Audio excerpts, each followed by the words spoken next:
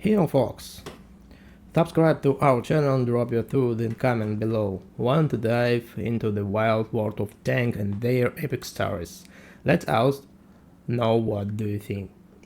T-64, the Soviet tank that changed everything. In the middle of 20th centuries and the world of edge with the Cold War in full swing. Deep in a Soviet city called Kharkov, engineers are working on something incredible. Building the T-64, a tank that's about to shake up the world of armored warfare. This tank was a very first main battle tank to use automatic loading system, depending on crew member to make it smaller, lighter, and still super powerful. But creating the game changer wasn't easy. Its story full of challenges, breakthroughs, and a whole lot of drama. So buckle up and let's explore why the T-64 is such a legend. How it all started. The birth of the T-64. Picture the 1950s. The United States and Soviet Union are racing to outdo each other with better weapons. And tanks are a huge part of the showdown. In Kharkov, a group of engineers at the Morozov Design Bureau decided it was time to build something new. The older tanks, like the T-55, were starting to lag behind the shiny new Western models. The Soviets needed a tank that could be up. Their first attempt was a prototype called Object 430. It was a solid start but didn't quite blow anyone away. It wasn't enough of an upgrade. So the team went in even came up with the Object 432, which would like become the T-64. This tank was a total revolution. It had special layer armor and a compact diesel engine called the 5TDF and the automatic loader. That meant they only needed 3 crew members instead of 4. That made the tank smaller and way more agile, which was a big deal for battles. But those bold new ideas came with some seriously growing pains. That fancy engine was powerful but super finicky. Imagine trying to start a tank in the freezing cold of the German winter. It just wouldn't cooperate. Sometimes pushing it too hard even caused fire. The suspension was another hitch. It was a brand new design and a key breakdown. Early on, tank units had factory engineers practically living with them to fix the T-64 issue, but there were just temporary setback. The engineers worked hard, fixed the problem, and turned the T-64 into a star. What the automatic loader? Brilliant or risk? The T-64 automatic loader was the biggest innovation and the biggest controversy. This system replaced the crew member who usually loaded the shells, making the tank weaker and more compact, but it wasn't perfect. The hydraulic mechanism was complicated, and if it broke during a fight, reload by hand was a total pain. The tank design made it hard to reach the ammo, so you might only imagine one shot every minute. In a battle, that's way too slow.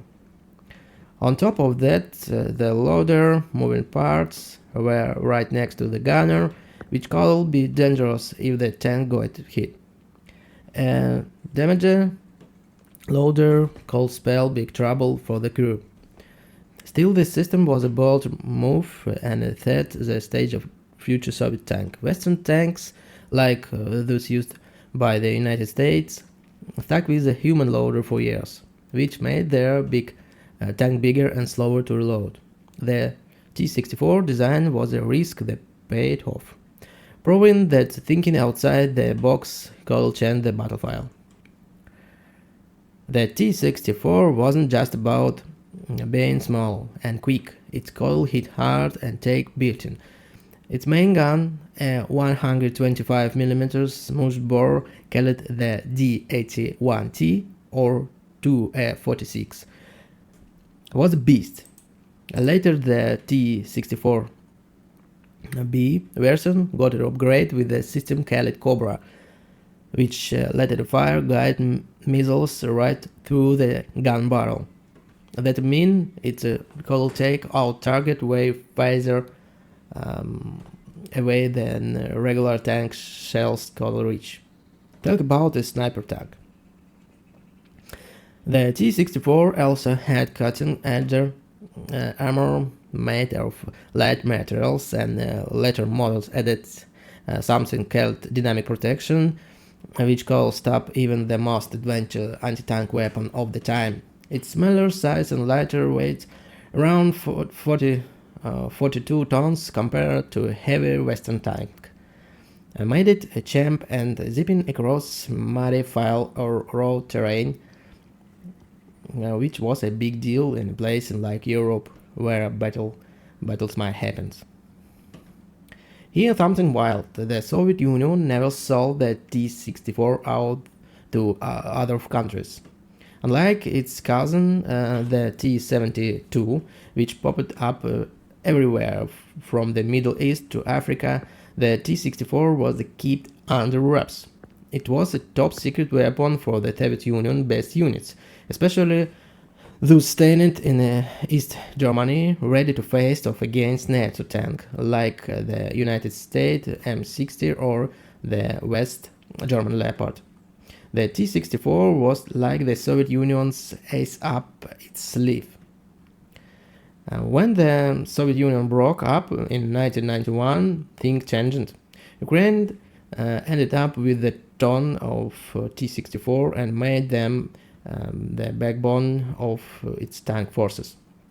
They even upgraded them into a version called T-64 BM Bulat, with better engines, night vision sight, and modern armor. Meanwhile, Russia started passing out the T-64, focusing on simple tanks like the T-72 and T-80. But some T-64 still saw action in places where extra firepower was needed. To get why the T-64 is such a big deal, let's zoom out a bit. Back in the 1960s, the Soviet Union was pouring money into the military. Some experts say up to 20% of its economy went to defense. Building a tank like the T-64 was a massive investment, but it was all about keeping up with the United States and NATO. Every new tank could tip the scale and a potential war. Fast forward to today, in 2025, the T-64 is still relevant. Upgrading an old T-64 into something like the Ukraine bullets cost about $1-2 million, according to defense analysts. That's a bargain compared to building a brand new tank like Russian's T-90M, which can run $4-5 million. For countries like Ukraine, which can't afford to spuggle on new tank, the T-64 is a lifesaver. Its speed, the firepower make it great for draw out conflict where keeping supply lines simple okay, but it's not perfect. Its ammo storage is limited. The thing trickly after much closer still next extra care. The T-64 didn't just fight a battle, it's inspired other tank. Its attached like the automatic loader and light armor become the blueprint for tank like in the T-80. Even today, the T-64 ideas life and modern tank design. Sure, is not as fancy as the latest American Abrams or German Leopard 2, but with the right upgrades, it can still hold its own small conflict. Here's a cool twist. Some folks are talking about turning the T-64 into remote controller tanks, like drone with tank level firepower. Imagine a T-64 alone into battle with no crew, controlled from the miles away. It's still just an idea, but it shows how think tank design keeps sparking new possibilities. To me, the T-64 is more than machine. It's story of gun and grit.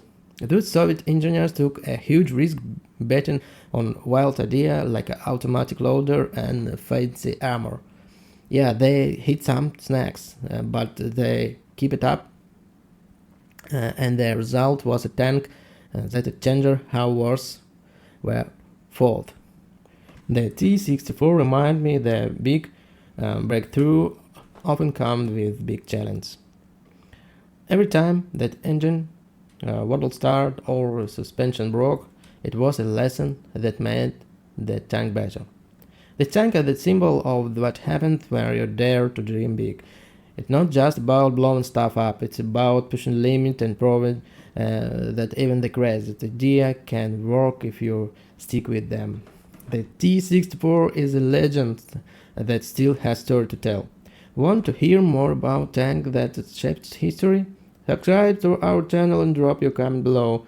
What do you think about the T-64? Got any cool tank story of your own?